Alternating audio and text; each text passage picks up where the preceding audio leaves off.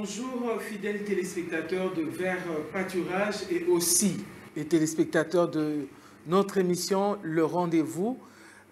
Bonjour chez vous, shalom chez vous, vous qui nous suivez à tout moment, à chaque fois que nous diffusons cette émission.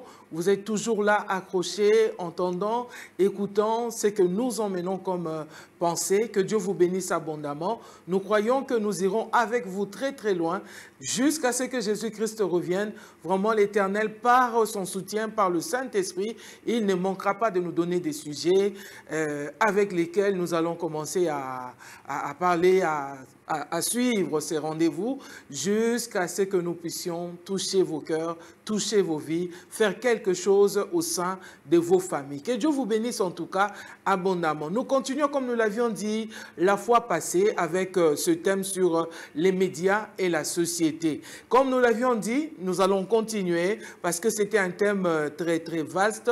Nous en avons parlé par rapport à la société, des gens qui nous entourent, on va dire les médias en tant que télévision, les réseaux sociaux, ainsi de suite. Mais nous allons aussi voir quel est son impact bien-aimé dans le Seigneur au sein de nos familles aussi.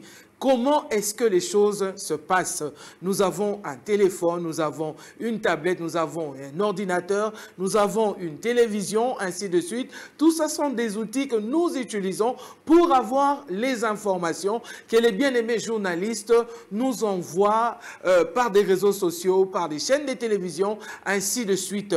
Et tout ça, bien-aimés, nous devons comprendre comment est-ce que nous devons nous recevoir, nous qui sommes à la maison, recevoir l'information. Mais avant de recevoir l'information, il y en a, bien-aimés, qui se mettent à prendre leur temps pour traiter cette information. Et nous recevons l'information qui a déjà été traitée. Mais comment la traiter? Comment faire des choses pour que nos familles reçoivent une information qui a été bien traitée pour qu'il n'y ait pas de problème au sein de nos maisons. Voilà, au fait, notre souci lorsque nous parlons des médias et la société. Comme nous l'avions fait la fois passée, je ne suis pas seul, je suis accompagné sur ce plateau. En fait, les rendez-vous, ce n'est pas seulement, comme je le dis, avec ceux qui sont sur le plateau. Les rendez-vous, c'est aussi avec vous, parce que le rendez-vous a un très grand espace, comme je l'avais dit la fois passée. Vous êtes là, vous avez des questions, mais vous me permettez à moi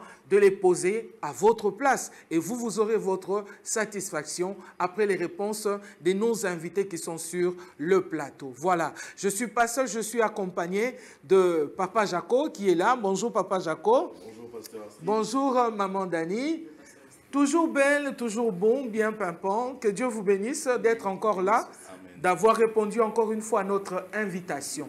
Nos bien-aimés fidèles téléspectateurs de Vert Pâturage ont vraiment besoin de vous écouter encore parce que c'était vraiment chaud la fois passée. Ils ont vraiment besoin de continuer encore à comprendre certaines choses qui, on va dire, qui échappaient aussi à certaines personnes.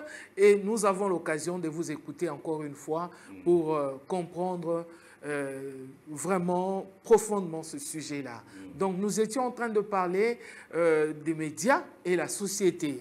J'aimerais qu'on reprenne cette définition du média et de la société. Pourquoi ce rapport entre les médias et la société? Et puis nous allons continuer avec d'autres questions. Oui, merci. La fois passée, on avait parlé déjà de... C'est vrai, on parlait des médias et de la société. On avait expliqué qu'on ne pouvait pas séparer les médias de la société parce que les deux éléments allaient ensemble. Okay. Une société sans médias, c'est un peu comme une société qui était coupée du monde. Donc voilà, on avait parlé de cela. On avait parlé aussi de la profession même de ce domaine-là des médias, c'est-à-dire que il y a la récolte de l'information, il y a le traitement de l'information et la diffusion de l'information. Et dans les traitements, on a parlé de la censure, même de l'information. Donc il y a des choses qu'on doit juger par rapport à ce qu'on a appris et aussi par rapport au bon sens. On va décider de ce qu'on peut diffuser ou ne pas diffuser. Donc on a parlé de cela et on a vu vu aussi l'élargissement justement des médias et de la société jusqu'au sein même de nos familles, parce qu'on avait parlé même du problème de l'éducation. C'est vrai, on parle de la censure, mais là, vous avez vu que j'ai parlé du bon sens. Le bon sens, justement, émane de l'éducation qu'on a reçue, justement, à la maison. Donc, quelqu'un très important, donc quelqu'un qui a reçu une très bonne éducation, déjà saura ce qu'il faut regarder et ne pas regarder, ce qu'il faut proposer et ne pas proposer. Voilà, par respect pour lui-même et aussi par respect pour ceux qui vont recevoir, justement, c'est que lui va publier. Donc, on avait martelé sur le plan de l'éducation, c'était un peu comme notre censure, en fait, notre socle, voilà. Oui, par rapport à l'éducation, maman Dani, nous avons des enfants de moins de 10 ans qui ont déjà accès au téléphone portable, qui ont accès aux ordinateurs, parce qu'il y a dans des maisons, dans certaines familles où il y a déjà un ordinateur fixe qui est placé au salon, donc tout enfant de la maison qui sait manipuler la chose peut avoir accès. Donc, par rapport à l'éducation, quel est cet apport que vous pouvez donner au sein de nos familles, de nos téléspectateurs que nous suivons en ce moment? Merci, Pasteur Astrid. Moi, je crois que le dialogue, parce qu'une bonne éducation passe par le dialogue dans une famille. Une famille qui ne dialogue pas, c'est très compliqué parce qu'on ne peut pas échanger. Okay. Les enfants d'aujourd'hui sont très curieux par rapport à notre époque, par rapport à l'époque de nos parents. Aujourd'hui, nous avons la possibilité de poser toutes les questions. Donc, je crois que la bonne base, la bonne manière aujourd'hui, c'est de pouvoir échanger avec nos enfants, leur montrer le bien et le mal. Au début, quand on regarde dans le livre de Genèse, on nous parle que Dieu va dire à Adam de ne pas manger l'arbre du fruit de la vie et de la mort. Ça veut dire que c'est un enseignement que Dieu nous donne pour nous montrer que tout n'est pas à prendre, que nous devons faire attention. Mon papa Jacob avait dit tout m'est permis, mais tout n'est pas utile. Tout n'est pas utile. Voilà. Donc même chez Dieu, il y a la censure. Il y a la censure. Il y a la censure. Il a dit, ne touchez pas. L'arbre est là, mais on vous dit, ne touchez pas. Okay. Ce n'est pas parce que nous avons l'ordinateur à la maison que les enfants ont le droit d'avoir l'accès à 100% sur l'ordinateur. On peut l'utiliser pour le travail, pour le recherche par rapport à l'école. Parce qu'il y a beaucoup d'écoles aujourd'hui, même ici, où on utilise l'informatique. Parce que les enfants doivent apprendre. Il y a des devoirs qu'on envoie aussi. On ne leur dit pas de ne pas utiliser l'ordinateur. On dit à quel moment on doit utiliser l'ordinateur, à quel moment on doit aller à l'information qui n'est pas utile pour nous. Parce que c'est ça, au fait, le problème aussi. Il y a des informations qui ne sont pas utiles, même pour ton âme, même pour toi-même, même nous en tant qu'adultes. Imaginez alors un enfant qui a moins de 10 ans, qui a l'accès à Internet, qui a l'accès à tout ce qui se passe. Si tu fais taper YouTube, tu tapes le nom de quelqu'un qui est connu, tu as toute sa vie. Mais est-ce qu'on pense que ça, c'est utile pour l'enfant qui est censé faire des recherches pour le devoir? Est-ce que ça va l'aider pour son éducation? Est-ce que ça va l'amener dans l'excellence? Parce que ce que nous cherchons pour nos enfants, mais justement, vous êtes pasteur, il est pasteur. Tu vois, au sein de nos familles, il y a aussi se laisser aller par rapport aux occupations des parents. Le parent n'est pas là. Papa n'est pas là, maman n'est pas là, mais l'ordinateur est à la maison, l'enfant est à la maison. Oui, moi je voulais juste... oui, c'est vrai, cet aspect des choses, mais en même temps, en rapport avec ce que maman Dani a dit, hein, j'ai compris directement qu'il y ait des parents qui soient très occupés ou pas, en ce moment, on est vraiment dans cette période de l'Android, on est dans cette ère du numérique. C'est difficile de contrôler, que tu sois là ou pas. C'est difficile de contrôler parce que l'enfant sait comment avoir accès à l'outil informatique, comment avoir accès aux informations sur Internet. Donc, il sait comment le faire. J'ai pensé, quand maman Dani a parlé des informations qu'on peut avoir comme ça sur Internet, n'importe qui peut cliquer et tout ça et avoir l'information, sur Google par exemple. Je me rappelle d'un de mes professeurs, Baloufou Bakupa Kaninda, que je salue. Chaque fois qu'on avait, on avait une question autour d'une information, il demandait toujours, on peut dire Pasteur Astrid ou bien on peut dire Pasteur Dani Niembwe. Lui, sa question, c'était toujours, est-ce qu'il est googlable? Donc, c'est-à-dire, va un peu, s'il est googlable, aujourd'hui, tout le monde est googlable. Oui, donc tu peux aller sur Google, tu auras les informations sur tout le monde. Alors, est-ce que toutes les informations qu'on diffuse là, même sur Google, c'est vrai, Google, c'est un peu comme cette grande bibliothèque, mais est-ce que cette grande bibliothèque doit justement être mise à la disposition de tout le monde, toutes les tranches d'âge? Ça, c'est la question que je me suis posée. Et aussi, quand nous avons parlé de la censure, on a parlé de la censure, on a parlé de l'éducation. Peut-être que ce sont des mots en français comme ça, voilà, qui nous échappent. On se dit, bon, censure, censure, oui, c'est quoi? Éducation, éducation, c'est quoi? Alors moi aussi, je suis bien éduqué d'une certaine manière. Mais quand nous sommes rentrés dans la Bible, et vous avez évoqué, j'ai aimé parce que vous avez évoqué quelque chose ayant trait à la Bible, on a compris que dès le départ, même avec Dieu, il y avait une sorte de censure. En fait, on va parler des limites. Dieu a tout, mais il n'a pas tout donné. Voilà. Dieu a tout, mais il n'a pas tout donné. Alors, il y a des choses pour lesquelles Dieu a mis certaines limites. Bien sûr. Sinon, il n'aura pas mis les commandements. Voilà. Pourquoi il va nous donner des commandements? Pourquoi il va donner des lois pour dire que tu dois marcher de telle manière? C'est parce que sinon, ça allait être juste l'anarchie totale. Et cela, nous, en tant que parents, qu'on soit chrétien ou pas, il y a des choses qu'on ne doit pas accepter au nom de... C'est tout le monde qui le fait, au nom que c'est mondial, au nom que c'est que... non, c'est pas possible. C'est juste pas possible. Si la loi me dit « ne tue pas », c'est parce qu'il sait que si je tue, j'irai en prison. Si je tue, je suis condamné. La loi du monde me condamne. Et la loi divine alors? Donc, c'est qu'il y a des choses aujourd'hui, non, on doit refuser. Voilà. On doit parler. Mais moi, je suis dans... Excusez-moi de vous couper la parole.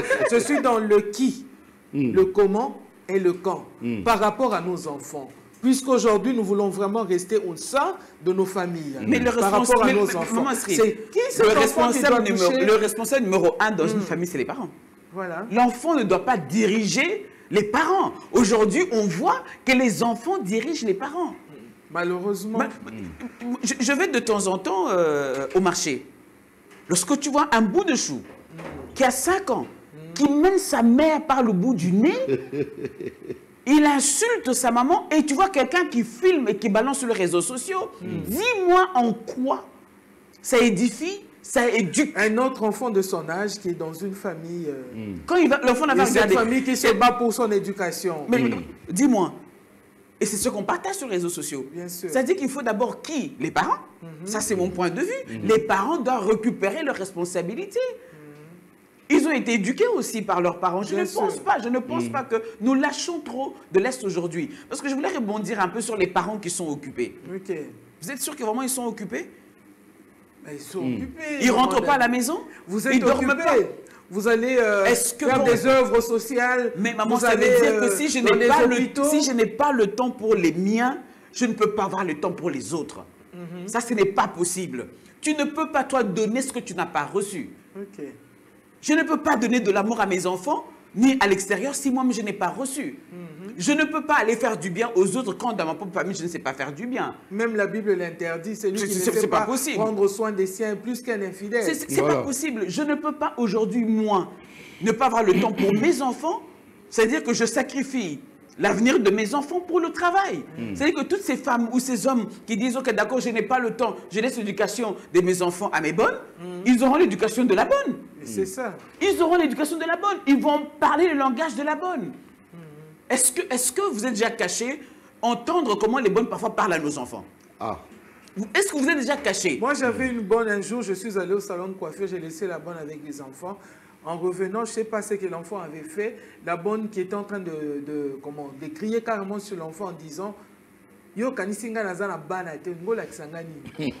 vous voyez? Donc imaginez-vous un seul instant qu'il y a des enfants aujourd'hui qui grandissent frustrés parce que leurs parents n'avaient jamais été là et que c'est les bonnes. Ils choisissent même la bonne. Et la bonne a pris tellement de la place dans la famille, au sein de la famille, qu'aujourd'hui, parfois, quand tu veux parler à ton enfant, il dit « Ah, mais de toutes les façons, maman telle, parce qu'ils ne peuvent pas les appeler par leur prénom. C'est maman telle ou bien et à telle ou bien, tout dépend comment, dans la famille, on veut qu'on appelle la bonne. Elle m'avait dit telle, et c'est la bonne qui conseille ton enfant. Mais on a raté. Et après, on a raté. Donc, on ne peut pas aujourd'hui dire qu'on n'a pas le temps pour ses enfants. On doit avoir le temps. On doit aménager notre horaire pour avoir le temps pour nos enfants. Quel que soit l'heure qu'on rentre, rentrer dans la chambre, vérifier que l'enfant dort, qu'il dort bien. On vérifie ses notes. Comment les enfants, beaucoup d'enfants échouent. C'est ce que je fais toujours. C'est comme si, maman Dani est avec moi tous les jours. C'est ce que je fais, pasteur Astrid. Mais c'est ça. Tous les jours, je vérifie. Je dis aux enfants, ils savent quand est-ce qu'il faut dormir. Déjà, je leur explique parce que à force de, c'est pour ça que on a parlé du dialogue au sein de la famille, le dialogue dans le sens même de la communication. Alors quand on parle de la communication, dialogue, un dialogue qui devient communication, c'est-à-dire un dialogue qui devient compréhensible. L'enfant doit savoir pourquoi on me dit telle ou telle autre chose, pourquoi on m'empêche, on m'interdit telle ou telle autre chose. Il ne suffit pas de dire à l'enfant simplement, va dormir, allez au dodo, tout le monde au dodo. Il doit savoir pourquoi, voilà, pourquoi je dois aller au dodo. Même si tu lui dis, il faut aller au dodo, il faut aller dormir, il est temps. Bon, ok, il est temps d'aller dormir, mais pourquoi? Par rapport à quoi?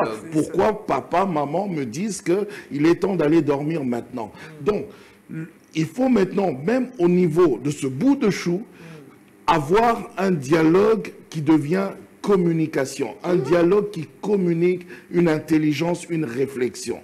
Que l'enfant arrive lui-même. Moi, j'ai tellement communiqué avec mes enfants que maintenant, ils savent eux-mêmes. J'ai même pas besoin de leur dire il est temps d'aller dormir. Ils regardent l'heure, ils savent que maintenant, c'est l'heure d'aller dormir. Même si on n'a pas sommeil. Même si on n'a pas sommeil.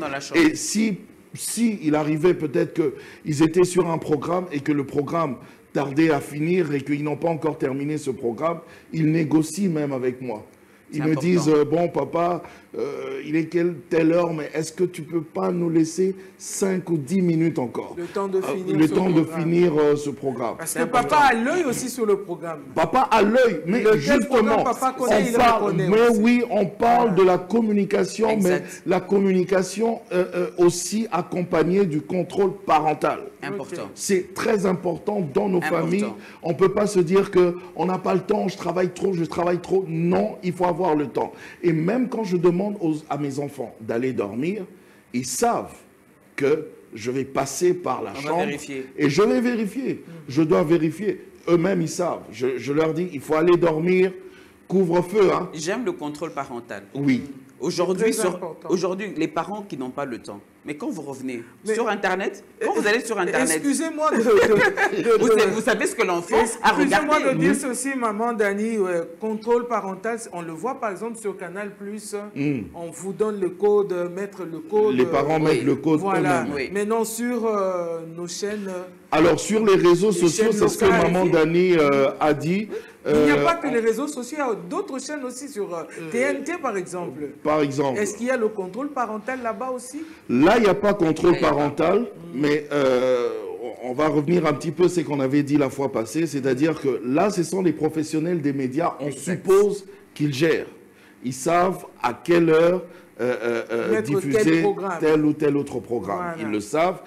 Ils savent signaler quand c'est pour enfants, pour adultes et tout ça, pour les cœurs sensibles, pour les maladies. Ils savent.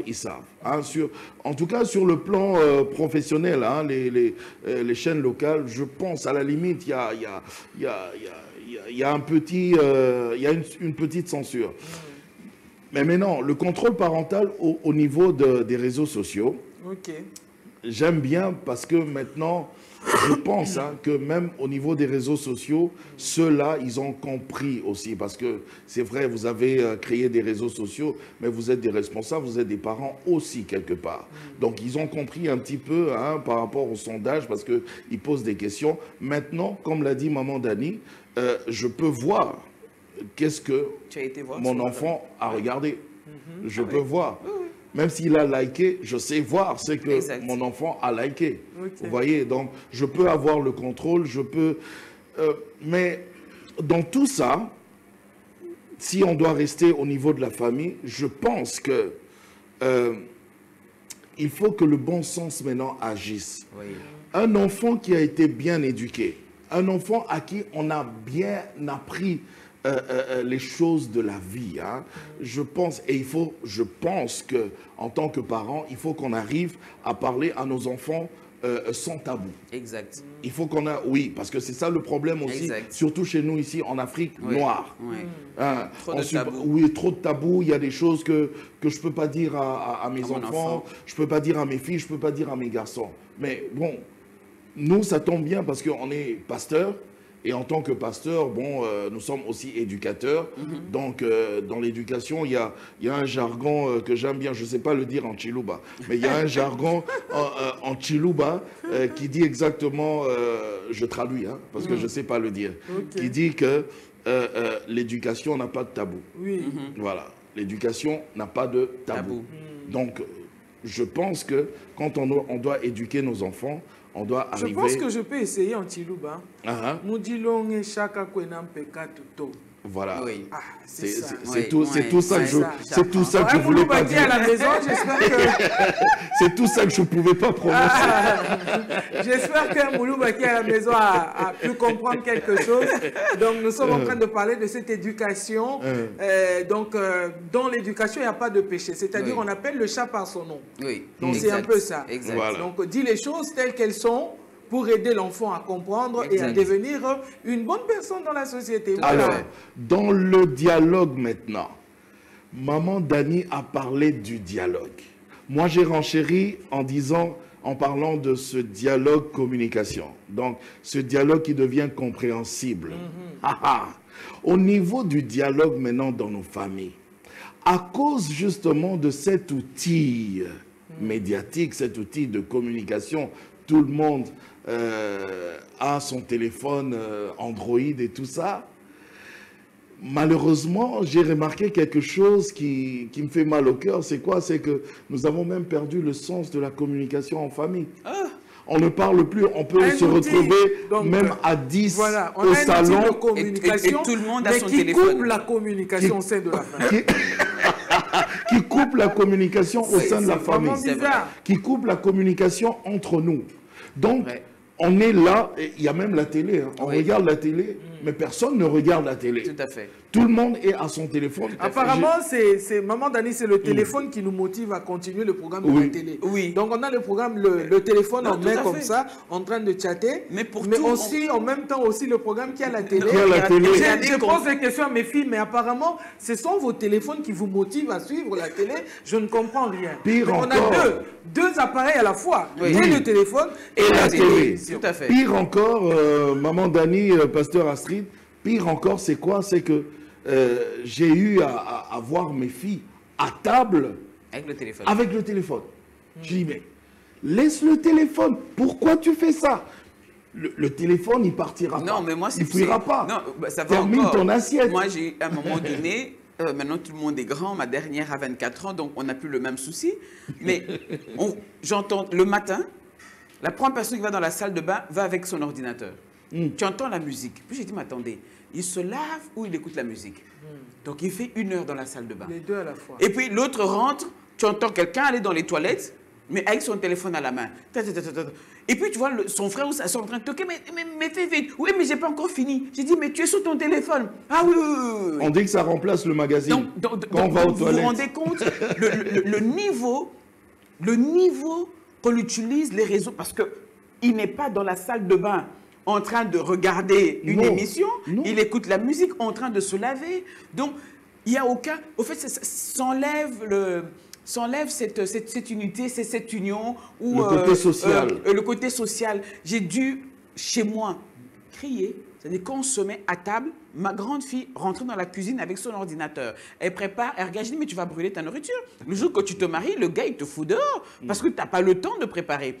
Quand on rentre dans la cuisine, on doit préparer. On ne rentre pas avec son ordinateur. Si tu veux écouter la musique, il n'y a pas de problème. Mais tu ne peux pas, en même temps, elle regarde un film, elle tourne. Maman, tu disais quoi encore? J'ai dit, mais j'aurais du sel, j'aurais tout, mais j'aurais pas la nourriture. Vous voyez? C'est ça le réseau social. Elle a compris. Elle a compris. Elle dit, ah oui, maman, tu as raison. Tu sais que je faisais tout à l'heure telle chose. Mais ma sauce est brûlée. J'ai dit, ma chère, si tu t'es concentrée sur Vous voyez, c'est toutes ces petites choses-là qui s'aggravent, en fait, avec les années, avec les mois. Oui. Si nous, parents, on n'en parle pas, si on ne discute pas, comment on peut aller, on est à table et chacun son téléphone. On arrive au restaurant. Mais comment les parents vont en parler, en discuter, quand déjà maman et papa, ce téléphone-là a fait en sorte qu'il n'y ait plus de communication entre papa et maman. Et papa est là devant son téléphone. Cette affaire, quand ça devient pour les parents. Papa est devant son téléphone. Et il a du temps pour son téléphone, mais il n'a pas du temps pour écouter sa femme. Pasteur, parlons vrai, hein, entre nous. Dites-moi les choses. Les téléspectateurs sont en train de Vous savez suivre. que souvent, les parents qui se comportent comme ça à la maison, quand ils arrivent et qu'ils ne se parlent pas, il y a un problème dans leur mariage. Parce que les parents qui s'entendent, le téléphone n'a pas de place. C'est quand ils arrivent. Moi, j'ai des amis qui ne sont pas sur les réseaux sociaux. Ils ne sont pas un couple, hein. Ils ne sont pas, c'est-à-dire ni Twitter, ni Facebook, ni Instagram. C'est parfois, nous, quand on va chez eux, on leur raconte sur les réseaux, ils disent, mais comment vous faites pour perdre votre temps? Vous imaginez? Ça veut dire qu'eux, en dehors du travail, l'Internet, là, c'est pour le travail. Mais quand ils arrivent à la maison, c'est qu'au début, je disais, mais ça, c'est exagéré. Mais attends, c'est quoi cette histoire? Moi, je suis très réseaux sociaux. Je suis très réseaux sociaux. Ça veut dire qu'automatiquement, je suis sur Instagram, LinkedIn, Facebook, n'en parlons pas. Je suis tout le temps sur les réseaux sociaux. Mais j'ai appris maintenant, lorsque je suis avec mes enfants, avec ma famille, avec mes amis, je dépose mon téléphone. Okay. Parce que sinon, on ne va jamais parler. Mais cette famille-là, ce couple-là, je vous parle ici à Kinshasa. Ils ont des postes, les deux, et mari et femme, ils ne sont pas sur les réseaux. Et ça ne les manque pas. Quand on arrive chez eux, nous-mêmes, on se sent tellement bien et automatiquement, on dépose nos téléphones. Et c'est nous qui racontons. C'est-à-dire que c'est possible. Un couple qui passe... Il y a des gens... Non, et je peux t'en compter. Okay. Je peux t'en compter. Et qui sont connus. Hein. Ils sont connus parce qu'ils ont des postes extraordinaires dans la société. Mais ils ne sont pas sur... Ils ne sont pas. Ça, et j'ai une de mes associées, pareil. Cette dame-là, c'est la première fois qu'elle m'a dit qu'elle n'était pas sur les réseaux sociaux. Je dis, comment ça? Et puis elle me dit... Servant de Dieu, vous savez que mon petit frère vous connaît. Je dis, votre petit frère me connaît d'où? Il dit, mais sur les réseaux sociaux. Il me dit, ah, vous connaissez le pasteur Dani? Quand j'ai dit que, quoi, toi tu la connais? Je demande à mon frère, comment toi tu la connais? D'abord, il dit, hein, mais sur les réseaux sociaux, vous voyez? Mais est-ce que c'est bien? On ne sait pas. Ah oui, hein. Est-ce que c'est bien? Parce qu'il n'y a pas de génération. Il n'y a pas de génération. Hein. Distinction de génération. Donc ça veut dire que sur les réseaux sociaux, il n'y a pas de distinction. Un papa de 45 ans est en relation avec un jeune homme de 16 ans, de 15 ans. Ils sont amis sur Facebook. Ils sont amis sur Facebook. Amis sur Instagram, ainsi de suite. Mais le pire encore avec cette histoire, le couple, dis-moi pourquoi ensemble à la maison, ils seront sur les réseaux sociaux. Vous avez le temps de partager parce qu'on ne travaille pas dans la même boîte, à moins qu'on travaille dans la même boîte. Si tu es une femme qui ne travaille pas, quand tu reviens... Moi, j'ai grandi chez mes grands-parents. Je voyais quand mon grand-père revenait du travail, il revenait au travail à 15h30, 16h. Quand il arrivait, la première chose que grand-mère faisait, elle lavait d'abord les mains, et puis elle allait au salon pour dire bonjour à son mari, et lui demander comment ça allait au travail. Comment ça a été? Et nous, on aimait bien aller écouter. Et puis quand il se revenait, il dit, oui, venez écouter. Comme ça, quand vous allez vous marier, vous saurez comment vous devez faire avec vos maris. Et ma grand-mère n'avait pas été à l'école. Ça veut dire que ma grand-mère parlait que Tchoulouba. Mon grand-père lui répondait en français. Donc, elle comprenait, mais elle ne parlait pas. Donc, nous, on était défendus de parler en Tchoulouba. Donc, on parlait français, ce qui fait qu'on devait apprendre le Tchoulouba avec les bonnes, avec les amis qui parlaient. Et ça, c'est une communication bio, hein? Sans réseaux sociaux. Sans réseaux sociaux. Sans téléphone. Donc, on portable. attendait. Et puis, tu vois, grand-père disait, non, aujourd'hui, telle personne, tu vois, dans mon service, il y a eu ça, ça, ça. Il dit, ah, on va prier pour lui. Donc, comme ça, ça va aller. Tu manges maintenant ou après? Il dit, non, le temps d'aller me laver. Et elle-même allait prendre la nourriture de son mari, il mettait à table. Et moi, comme j'étais la cadette, même chez mes grands-parents, donc je mettais à table parce que je voulais manger ce qu'on avait fait pour grand-père. Donc, je disais que je n'avais pas bien mangé, et puis je mangeais. Vous voyez, il y avait la communication. Et puis, grand-mère repartait derrière pour faire ce qu'elle avait à faire, mais c'était bon. Donc, la communication. Donc, aujourd'hui, je crois que l'exemple vient aussi de ce que nous avons reçu. On ne peut pas aujourd'hui être en couple et passer notre vie ensemble à la maison. Finalement, on est bien seulement dans le lit quand on est marié et femme. C'est quoi cette histoire? Papa Jaco, vous dites rien du tout. Comment ça passe en fidèle, quoi? Non, mais en fait, en même temps... Ou alors, vous êtes l'un des papas qui communique rare avec son épouse. Non. Nous étions en train de parler de ce média-là, des sociétés au sein de nos familles, en fait, les hommes et les femmes qui sont mariés mais qui ne savent plus communiquer à cause de ces outils de communication que nous avons dans nos maisons. Donc, nous sommes sur le rendez-vous. N'oubliez pas, nous sommes dans notre rendez-vous de ce soir avec Papa Jaco et Maman Dani Niemboué. Donc, nous continuons. Papa Jaco, nous étions en train de parler de vous, en fait, quand Maman Dani commentait ici par rapport à la communication de l'époux et son épouse. Donc, vous étiez carrément, vraiment... Non, c'est comme si vous étiez parmi, hein? non, c'est pas comme si je disais... Est-ce que je dois finir ma phrase? Est-ce que je dois finir ma phrase? Non, en fait, c'est parce qu'elle était tellement en train de bien expliquer les choses. Hein. Je me voyais, moi, directement en train de parler, quoi. Elle disait bien les choses. En fait, ce sont des choses qui se passent dans nos familles, dans nos couples, mais qu'on évite de dire. Aujourd'hui, il y a beaucoup de couples qui souffrent de ça, qui souffrent de la communication. Je voulais juste te poser une question, Papa Jaco, avant que tu... Ah, continues. donc tu prends la place de quelqu'un. Non, ma question, hein, ma question. Mais quand on fait la cour à une femme, c'est la communication, non? Oui. Oui, c'est une communication. Mais pourquoi on Une continue communication bio. Pourquoi on continue pas à communiquer une fois qu'on a eu des enfants, une fois qu'on est dans le couple? Comment maintenant le téléphone devient notre communicant? En fait, Ça, il y a... Oui. Je ne sais pas, la question, donc Moi, c'est à Papa Jaco. Oui. En fait, le truc, c'est quoi? C'est que quand on fait la cour, c'est vrai, on communique, on reste bio, on reste naturel, on reste social, on reste humain. Voilà. Alors, quand on se marie, justement, ça c'est malheureusement des choses qui se passent hein, dans nos familles et ce n'est pas bien. Aujourd'hui, on veut dire les choses tout haut. Hein. Il faut qu'on arrête ça, on doit faire un effort. Oui. Pourquoi? La communication, dès qu'on a des enfants, et surtout quand on a des enfants qui ont déjà grandi, un peu comme pour mon cas, on sent que, bon, maintenant, je n'ai plus seulement des enfants, mais j'ai aussi des amis avec qui je peux parler. Donc, deux fois la communication, tu oublies même que tu as ta femme, qui est ta première amie. Tu oublies ta femme et la femme qui oublie son mari, qui est son premier ami. On est plus d'abord, c'est un réflexe, hein, on est plus d'abord chez les enfants. Avant le téléphone, hein, on est d'abord chez les enfants. Moi-même, déjà, j'étais tombé une fois dans cette gaffe. En fait, sans le savoir, chaque fois que, pendant un temps, chaque fois que je devais sortir, aller quelque part, j'appelais une de mes filles, et dit, habille-toi, tu vas m'accompagner à tel endroit, que ce soit une réception, une fête, n'importe quoi, mais c'était réflexe, c'était les enfants.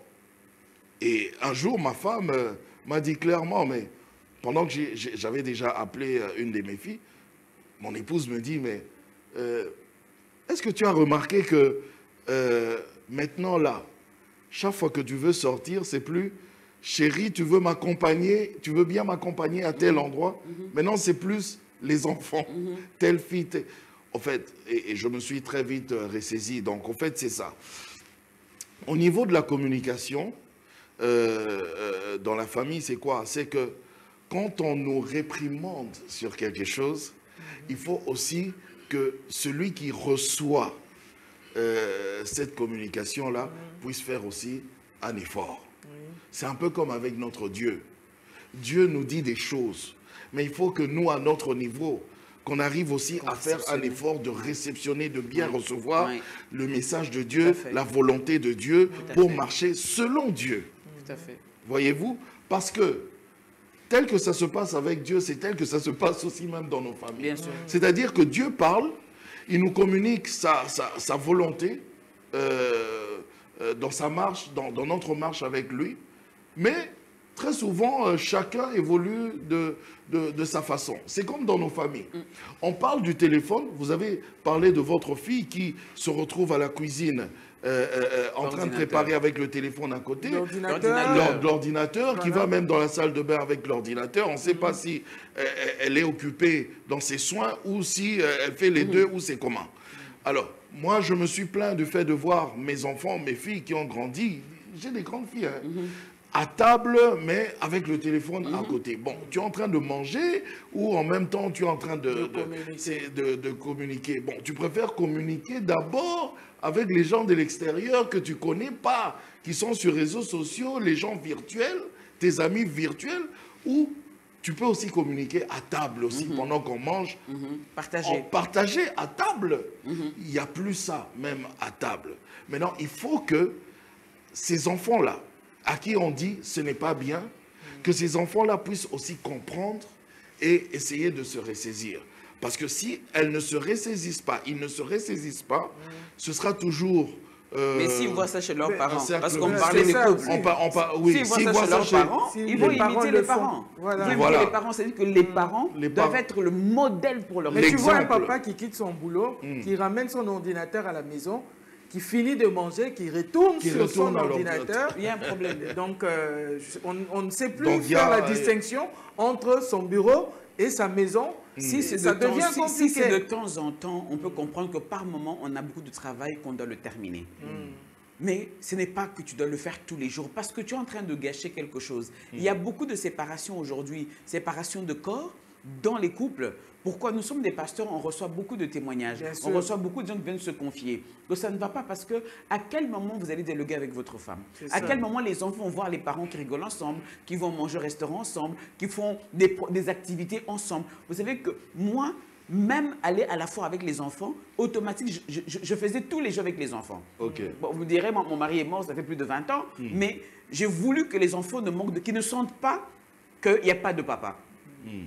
Parce que c'est ça aussi le problème. Aujourd'hui, il y a des mamans qui sont plus présentes dans la vie de leurs enfants que les papas. Mais il faut recréer cette atmosphère d'unité, cette atmosphère de famille. Voilà la raison pour laquelle Dieu a permis aussi le confinement, maman. Nous avons vu... Mais vous savez que le confinement, il y a beaucoup de séparations aujourd'hui. Bien sûr. Que il y a eu son côté négatif aussi. Voilà. Il y a eu son côté négatif aussi. Maman, c'est pas normal qu'on s'est mariés, et qu'on vit ensemble, ça fait 10 ans, ça fait 15 ans, et qu'on ne communique pas. Qu'est-ce qu'on va montrer à nos enfants? Les enfants, on déteint sur eux. Ils ont notre ADN. On détend sur eux. C'est-à-dire que le jour qu'ils seront mariés, ils vont dire, nous on entend, oui, mais chez mes parents, ce n'était pas comme ça. Mon père ne parlait pas avec ma mère. C'est quoi cette histoire? Aujourd'hui, c'est-à-dire qu'il faut que les téléphones soient utiles. Bien sûr. Que ça ne prenne pas la place dans un couple, dans une famille. Ce n'est pas possible. Oui, carrément, maman Dani, dans nos familles chrétiennes, nous avons vu aussi pendant ce temps de confinement, de notre confinement, selon nous, ici à Kinshasa, bien sûr, nous avons vu les cultes se passer sur les réseaux sociaux, sur Facebook, YouTube, ainsi de suite. Un téléphone peut servir toute la maison aussi à suivre le culte, un ordinateur, ainsi de suite. Donc, nous avons vu quand même les familles qui ont été réunies autour d'un outil de communication pour suivre ce qui était utile, la parole de Dieu, le culte ensemble au sein de nos familles. Donc, pendant ce temps de confinement, cette pandémie nous a quand même enseigné aussi certaines choses, au fait, pas enseigné, mais à ramener certaines choses. Ah oui. Je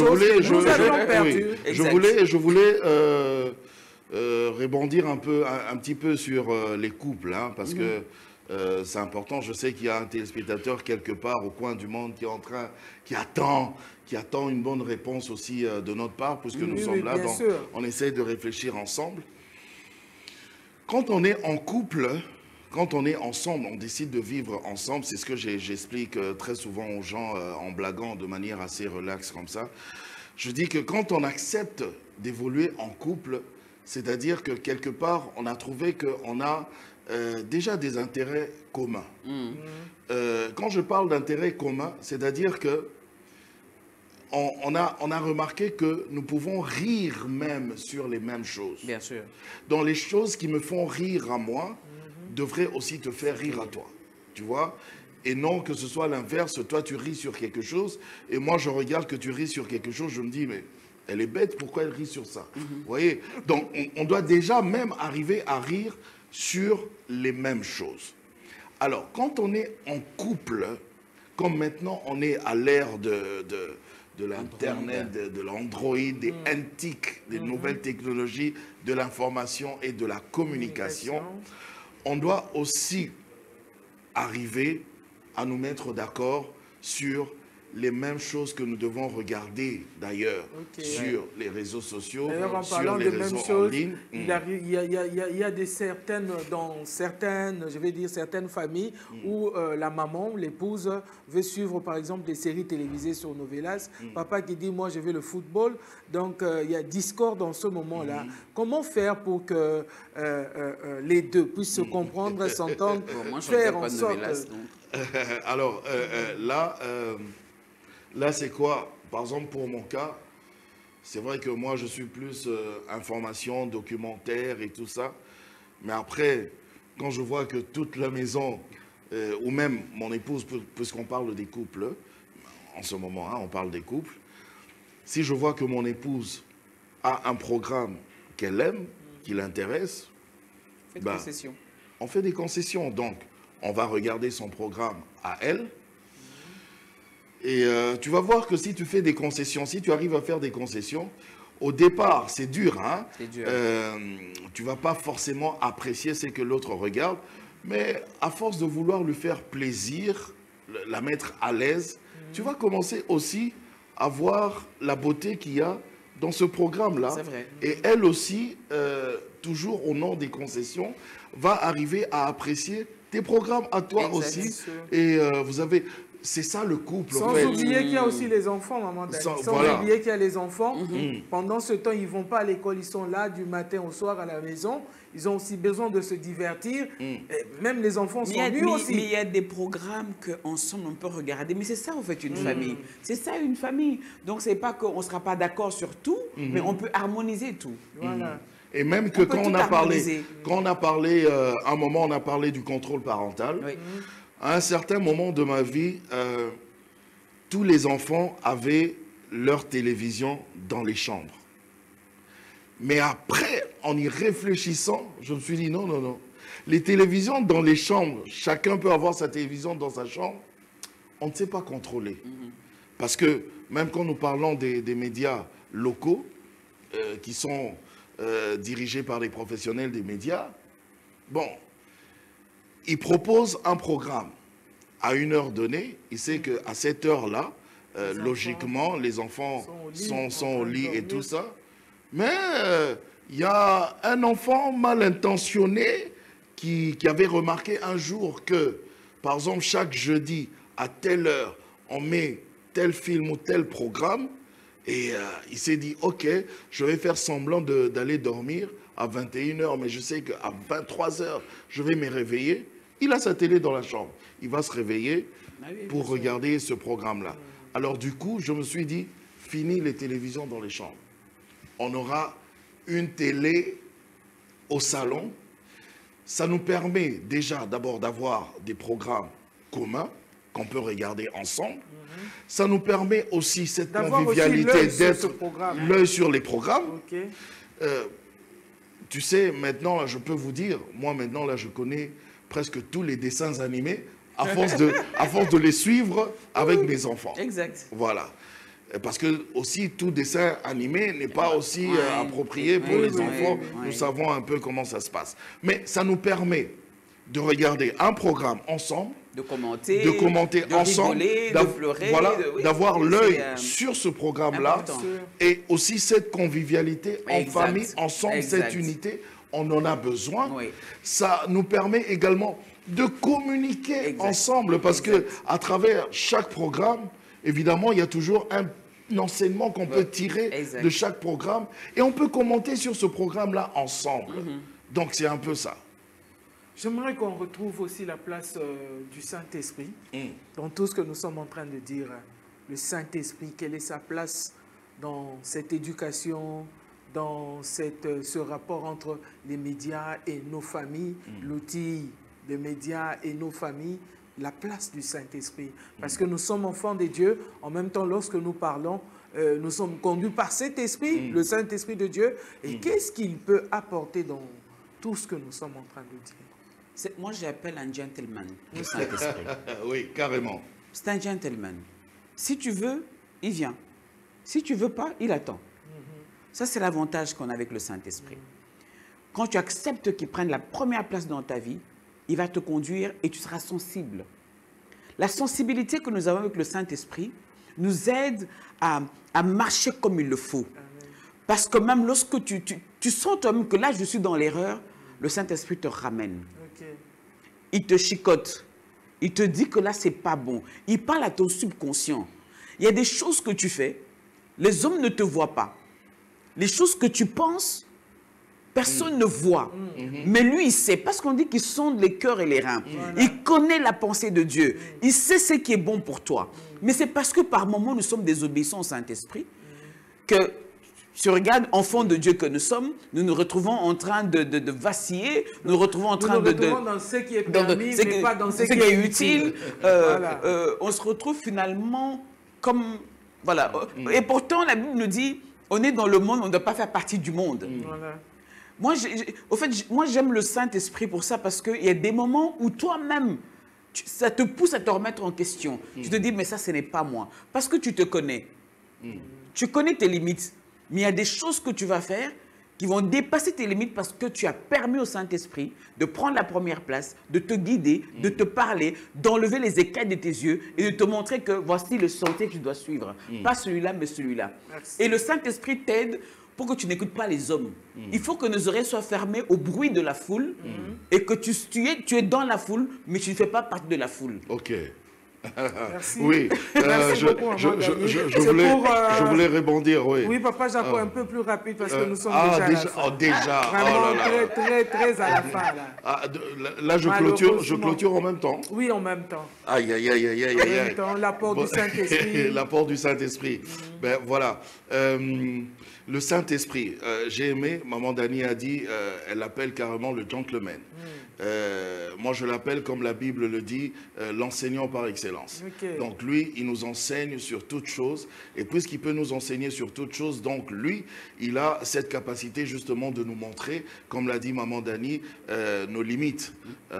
Nos limites. On a parlé des limites ici. Donc, chaque personne dans la vie, en principe, doit avoir des limites. Si tu n'as pas de limites, en ce moment-là, tu es comme un animal. C'est pas normal. Ce sont les animaux qui n'ont aucune limite. Quand tu es un être humain, tu dois avoir des limites à ne pas franchir. Ça, c'est comme ça. Et même d'après Dieu, Dieu a déjà, tout le temps, d'ailleurs, il a placé des limites à toute chose. Amen. Donc, c'est comme ça. Et nous, en tant qu'enfants de Dieu, par rapport à la communication, par rapport à la société, par rapport aux médias, on doit aussi arriver à avoir des limites, à savoir ce qu'il faut et ne pas faire. Mais comme nous-mêmes, on ne sait pas forcément, ce qu'il faut ne pas faire, c'est vrai, on a une éducation, mais la bonne éducation, je pense que cette bonne éducation ne peut émaner que du Saint-Esprit. C'est lui qui peut nous enseigner. Et pour clôturer, je peux dire, comme la Bible le dit toujours, ne vous conformez pas au siècle présent, mais soyez plutôt transformés par le renouvellement de l'intelligence afin de discerner ce qui est bon, agréable et parfait. Amen. Fin de citation. Merci beaucoup, Papa Jacob. Vous avez suivi, fidèles téléspectateurs de Vert Pâturage, bien-aimés qui suivaient cette émission, Le Rendez-vous. En tout cas, tout nous est permis, mais tout ne nous est pas utile. Donc, restons du côté de ce qui est utile. Entre un besoin et des caprices, je crois que le choix est bien fait pour choisir ce qui est un besoin au lieu d'aller vers des caprices. Bien-aimés dans le Seigneur, nous devons faire très attention. Nous sommes dans ce monde, mais nous ne sommes pas de ce monde. La télé n'est pas mauvaise. Les réseaux sociaux ne sont pas mauvais. Ton téléphone n'est pas une mauvaise chose. C'est d'ailleurs très bon d'avoir un téléphone, communiquer à autant de kilomètres, mais en un rien d'instant, en un rien je vais dire de temps, tu peux joindre la personne que tu veux, avec qui tu veux parler. Ça, c'est l'intelligence que Dieu a donnée aux hommes. Mais nous devons savoir comment gérer toutes ces choses. Ne pas tout recevoir, ne pas tout embrasser, mais choisissons ce qui est bon. Mais le choix Comme Papa Jaco et Maman Dani l'ont dit, nous ne pouvons pas faire le choix de nous-mêmes. Il y a le Saint-Esprit qui peut nous conduire. On est parents. Le Saint-Esprit peut nous aider dans l'éducation de nos enfants. Nous sommes un couple. Nous pouvons savoir comment nous comporter les uns et les autres grâce au Saint-Esprit toujours. Mettons le téléphone à côté quand il faut parler. Parce qu'il y a un temps pour chaque chose. Il y a un temps pour chaque chose. Bien-aimés, que Dieu vous bénisse abondamment. Vous qui étiez là nombreux à nous suivre, soyez bénis, bénis, bénis abondamment. À nous revoir le prochain samedi avec, je crois, un autre thème, mais qui sera toujours bénéfique pour vous. Gardez le sourire, Jésus-Christ est vivant.